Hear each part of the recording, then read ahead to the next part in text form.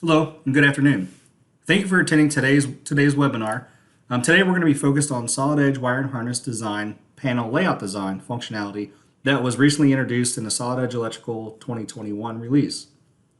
Recently, I have published a few other solid edge electrical webinars focusing on the solid edge electrical design introduction and overview, along with how to take advantage of the solid edge electrical connected mode functionality to bring your ECAD and MCAD teams together to better collaborate. Check those out on our YouTube page if you haven't already. A little bit about myself, if this is your first time seeing one of my webinars. I have over 20 plus years of design engineering experience as an end user mostly. During that time, I've worked in the manufacturing, architectural, and automotive design industries. I've built a pretty strong working knowledge of most popular 3D CAD design softwares such as Inventor, CATIA, SolidWorks, several Autodesk products, and obviously Solid Edge. And as mentioned, I'm currently a senior Solid Edge application engineer with a focus on mechanical and electrical CAD design platforms. My career interests include generative design, additive manufacturing, and process improvement, or Kaizen.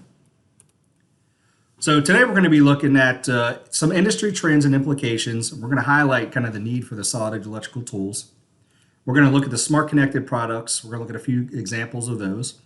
And then we're going to look at how Siemens and Solid Edge address the problem of the connected solution. Then we're going to do a quick demo, and then for the final steps, we'll do a quick Q&A after the demonstration. So first, let's talk about some industry trends here. We're seeing an increasing demand for connected, customizable products, or what we call smart connected products in today's age. There was a recent survey done of design teams, and they were asked if they see value in the electrical or electronic components and systems in their products, and how this is changing for that industry. The majority, 71% of those designers, said that the value associated with their electrical systems and their products is increasing pretty much. And 37% of that group said that the value associated to electrical systems was increasing significantly. So that's a pretty big number. So what are the implications? Some of the implications of this are increased complexity. I mean, that's the bottom line. That presents more pressure on companies, leading to delayed time to market, reduction in quality, and then you have an increase in cost, critical errors, and the list can go on and on. The forecast shows that trends will continue rapidly as the demand for smart connected products grow. I mean, we see them in everything we use, from our washer and dryers to our refrigerators to our cars, to basically every aspect of our life has some sort of smart connected product associated to it. And if not, it will be very, very soon. So in fact, according to Statistica, by 2025, there will be over 75.4 billion smart connected devices linked into the IoT infrastructure. How are you going to compete with that demand? So companies are recognizing that in order to compete in this market, they need to use electronics to differentiate themselves. Developing an electrical system is not as simple as just plugging in a wire here and adding a connector there. Engineers must design the system to meet specific requirements and regulations for their country or for their area. Wires must be sized to satisfy specific power needs and network demands while maintaining signal integrity. Components and connectors must be selected to comply with industry standards and regulations. So what does all this mean to us? Well, companies are finding that their old traditional methods are no longer working and are looking for new processes, new software, and new methods to help them kind of achieve that. So just kind of elaborate a little bit more on the smart connected products. Here's a few examples. All these parts have harnesses. They all require sensors of some sort. Signals from the sensors are carried via the wires to embedded control boxes, actuators, components, and antennas. These wires are bundled into harnesses and/or a system of harnesses, forming electrical distribution systems. These electrical distribution systems create kind of the nervous system of the modern product. So these are all of these products are driven by the schematic designs, which if you're using AutoCAD or some other 2D schematic design, or here we see an example of the solid edge electrical 2D schematic. This is kind of what it looks like. And those are also the harness design are specific requirements included in these smart connected examples. So here's another, just a kind of a real quick example of a smart connected product. This is from the industrial machining industry. This is an ice lolly machine from one of Siemens' customers, Finematic. Although this example does not require preformed harnesses, it still requires both of the control panels and the internal motors, pumps, and actuators. The control panels are the brains of the machine and the interface to the external pumps and motors, controlling every part of the ice lolly production process. So the correct assembly and wiring of this equipment, including the control panels, is essential and are driven from the schematic designs, as you see here. This shows the routing of the electrical equipment, the terminal plans that show how the control panel equipment is assembled and wired together. The result of this is, again, the increased complexity that I just mentioned, where electronics and software are now controlling the mechanical aspects of the design. As we mentioned, this is disrupting many companies. And how do we deal with this complexity, but are now having to compete in the market? So what's the answer? The answer is a connected system from a mechanical design throughout the electrical wiring to the manufacturing process to the complete product, and which is what we call the digital twin. So today I'd like to introduce to you the 2D panel layout design, which is now an integral part of the solid edge wiring design. Quickly, let's just take a minute to kind of explain what an industrial panel layout is, if you're not already familiar. Maybe the terminology is a little different. Here we see a small cabinet on the left-hand side. This consists of back plates, terminal rails, and cable trays. All of these need to be assembled and positioned, correctly in order for this system to function properly. On the right, we see a cabinet containing the number of panels and also equipment mounted to the doors, which are all interconnected using cable trays. So here we see a solid edge panel layout. The mounts, channels, backboards, and cabinets are first located in the 2D design. Then the devices are automatically populated from the schematic. All that remains is to use the simple tools to group and position them onto the rails and the doors as required. Then once completed, a terminal plan can easily be created for the terminal strips, ensuring the panels are assembled correctly the first time. And then finally, the MCAD model of the design with the cables running from component to component along the cable trays to visualize the finished product. Now let's take a look at this short demonstration.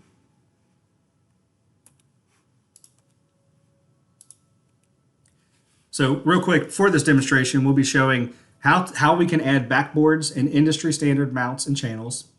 We will then get the components required to be added to the rails populated from the schematic diagram that is previously created. And then finally, we'll create the terminal plan to be manufactured. Now, let's go ahead and see this in action. Now for this specific demo, we're going to go ahead and open up an active project, and it's going to actually be the Finematic that we were showing earlier in the slide. So once I open up that project, you can see I've got some existing schematics in here, and we're going to kind of pretend like we just designed these schematics, and we're going to use these schematics to kind of generate our layout design. So as you can see here, I've got all of my wiring schematic tools available here to me, or I'm sorry, the wiring tools available to me because I'm in a schematic environment. So we're going to actually go ahead and go back to the Solid Edge tab. Now we're going to go ahead and create an additional design within this project. And again, so new to 2021 is this new layout design module. So we'll go ahead and select that so we can create a new layout design. And just like creating a schematic or a harness, you get the ability to create some properties if need be. We're going to go ahead and just relabel this name. We'll go ahead and hit OK. Then you can see it defaults to just a standard solid edge wiring design background. But we're going to go over to the drawing tab, and we're going to go ahead and go to borders, and we're going to select this predefined layout border that I need for this example. Hit OK, and you can see it changes. Now you can see this particular border is not a title block. It's more so of the background of a cabinet. So this is probably a cabinet that I use for 90% of my projects. So I went ahead and just created this cabinet using the border tools that are available to me. So I basically just used your common sketch tools to create this profile based on the size that I needed. And then I went ahead and saved that as a border template. and then I just pull that in so I can add on top of it. So now that I've got that created, I can go back in here and let's explore the layout modules that I have. So as you can see, again, these are different from the schematic tools available. And like Solid Edge, depending on what environment you're in, Solid Edge is really good at only giving you the tools that you need in that specific environment. So we're only seeing the tools that are relative to the layout features. So it got rid of all of the schematic tools for me. So we can kind of go across here. As you can see, there's not a lot. So we've got a mount option, and this is basically a DIN rail or a top hat or other C-channel components that accept terminal components. And then we've got a channel, which is just for wiring ducts, cable management, and it's kind of based on the industry standard sizes. And of course, just like in the schematics in the library, you can build anything that doesn't exist. So if you're working on an abnormal channel, you can create that as a template or a part in your parts library, and then pull that in at any time. Then we got this others tab here. So this other tab is like for base plates, cabinets, doors, stoppers, or any other basic structural geometry that you're really not connecting anything to, but you need those as visual references. So I'm going to start by creating kind of a mounting plate. So all of the mounts and channels will connect to that. So I'm going to use the other command here. I'm just going to kind of it's kind of a visual backplate here. And again, the dimensions are dynamic, and I can place them here. And I can also right click and go to properties, and I can define this a little further if needed. So I'm going to go down to the type, and you can see as I click in the value field, I get a couple of different options. So again, as I mentioned, the others are for stoppers, cabinets, backplates, or any other structural components that you may need. So I'm going to select this as a backplate, and again, I kind of just ballpark the size in there. I'm going to go ahead and just enter some actual sizes in here. So I do this at 575 by 350. A little closer. I was almost there. And go ahead and hit OK. Actually, I forgot something. I'm going to go back into the properties. I'm actually going to change the color of this guy just so I kind of have a better understanding of what I'm looking at here. So I'm going to select brown here just so I can it kind of stands out as something that's not really an electrical component, but it's also not my border. So next we're going to go ahead and add in our wire ducts. So we'll use the channel command here. Again, it's dynamic. I'm going to kind of just lay them in place here, and as you can see, it's kind of sticking to the grid, so no matter where I place it, we're always associated to the grid. And it's kind of off here, but as you can see, once I select it, I can move it into place. And now I'm going to go ahead and associate some further properties. So I'm going to go back into the properties, and I'm going to name this channel 1. And again, like the backplate, I can go down here and specify the type from industry standard preferences. So I'm going to go ahead and select the 40 by 40.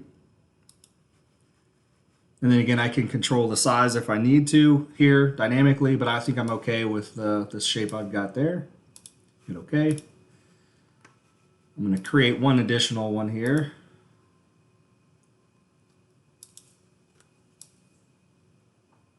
Again, it's always snapping to the grid. And I'll go ahead and verify these properties. This will be channel 2.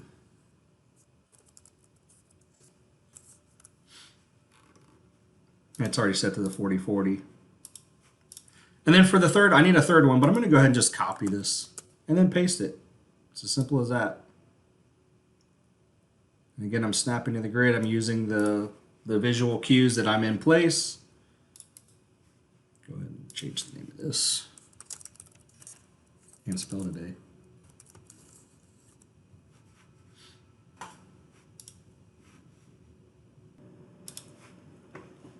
So then finally, I'm going to go ahead and import a couple of DIN rails here. So I'm going to use the mount command. And again, just by clicking here, it's snapping to the grid, and I'm dynamically changing the value with my cursor. And there we have it. So I need one more towards the bottom, and this is gonna kind of house the electrical components or devices that I need to attach to this layout. So I'll go ahead and create one more down here at the bottom. I'm gonna do a smaller one here.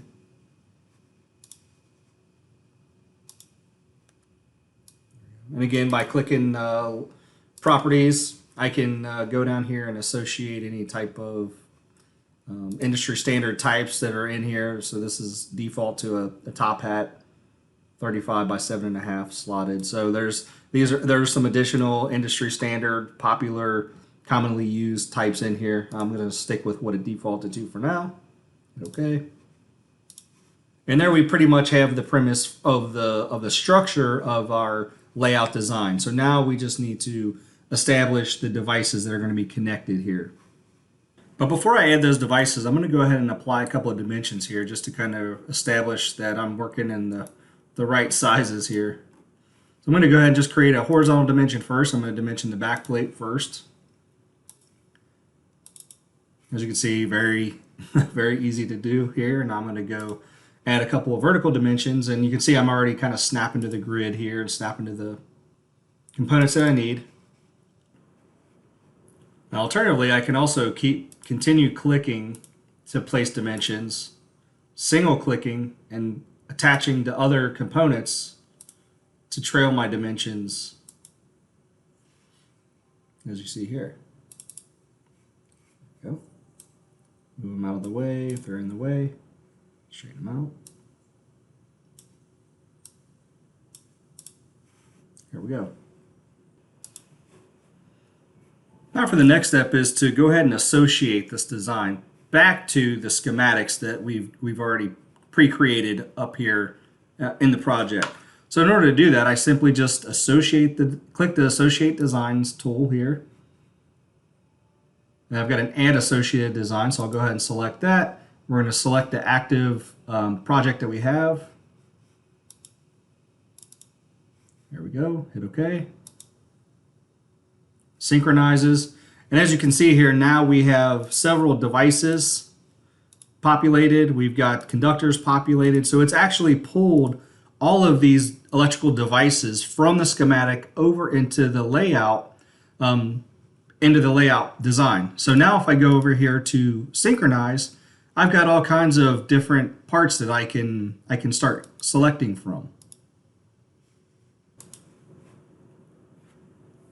So once all of the logical objects from the schematic have been synchronized to the layout, there's another folder back over here, Groups tab. So this is actually going to show us all the devices that have been populated and synchronized, but they're still not brought into the layout design. So you can see how they're kind of grayed out here. So now I'm going to go ahead and start placing these devices. And it's as simple as just drag and drop. I'm going to grab a D1, bring it over. You can see it's already snapping to the intelligent sections of this layout design here. So I can't even connect this to a channel. It knows that it only goes to the mounts. So I'm going to go through here real quickly and add a couple of components.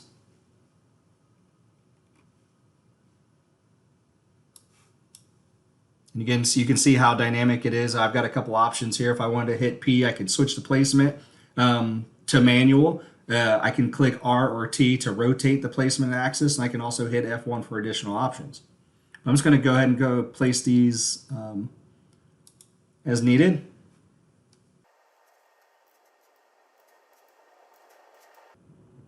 You see everything's kind of snapping together. You can also tell over here in the left-hand side that now they're being populated, so you can tell they're going from gray to a highlighted section here. Got a few more.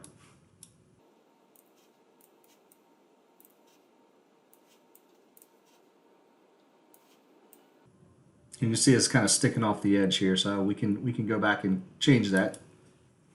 After looking at this and placing these components, I think that my DIN rail is probably too small, so I'm actually going to go ahead and adjust that real quick. I just simply click on it. Now I'm just going to grab a grip, pull it to the size I feel is appropriate, update that, and now I'm going to go ahead and select all of the components here. I'm going to go ahead and just move these all as a group, kind of align them a little better here. The auto route updates.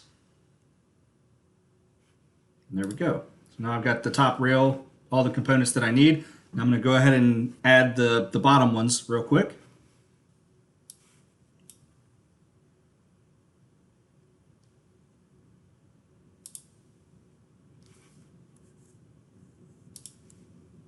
And again, I can select multiple ones if I need to. Pull those all in at once. And there's a connected device.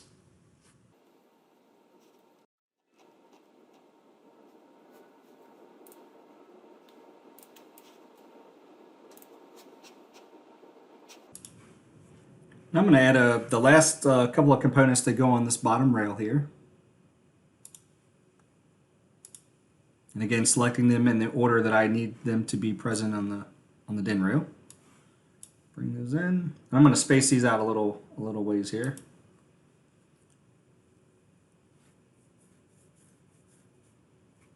And once those are complete, I'm going to go ahead and add a couple of dimensions here just so I can verify the placement.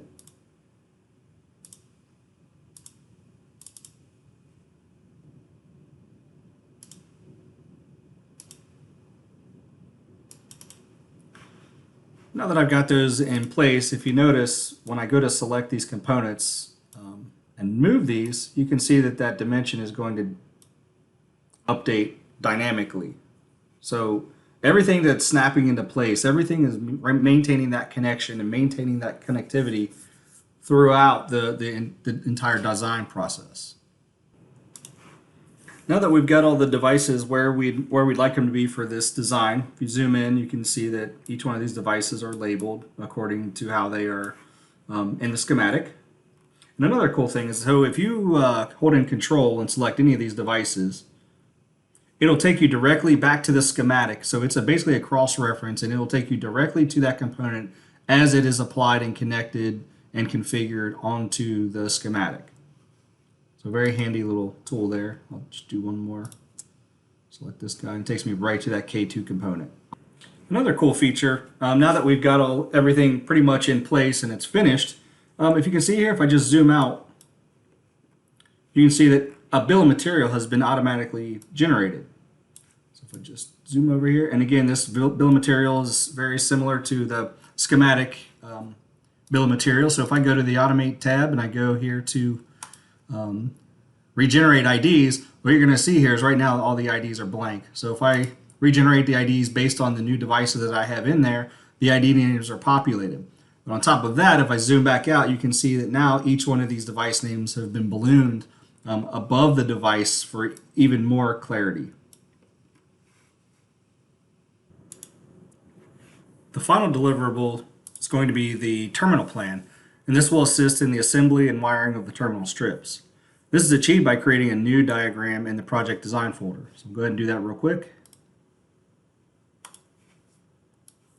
Name it terminal plan.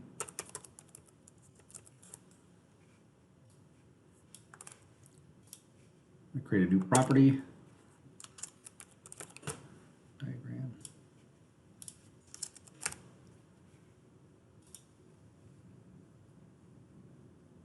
And there we go. Now we have a terminal plan associated. So the terminal plan tables are automatically generated, documenting the terminal blocks, along with their specific symbols, physical sequences in the strips, and the details of where the wires and the terminals at both ends of the block. Single and multi-level terminal blocks can be modeled as required. As the table content, including the connectivity, is reused from the schematic design, any changes made downstream will automatically be reflected, providing accurate and up-to-date information. Now that all of our electrical design and documentation is fully complete, we want to share the latest information with our MCAD colleagues. Bidirectional project collaboration between Solid Edge Wiring Design and Solid Edge has been going on for some time now. However, the final few conductors connecting the two electrical control cabinets together need to be bridged across. So we'll just hop over to our workflow tab. We'll go to the filter. Sorry, I want to be in the schematic. And I'm going to filter out panel 1 and panel 2 groups to transfer the additional conductors. We'll also select the other filter groups here,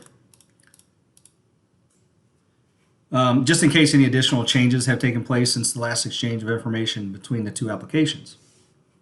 Hit OK here. And it's as simple as that. So as we've seen in Solid Edge 2021, electrical design software modules provide some great new functionality.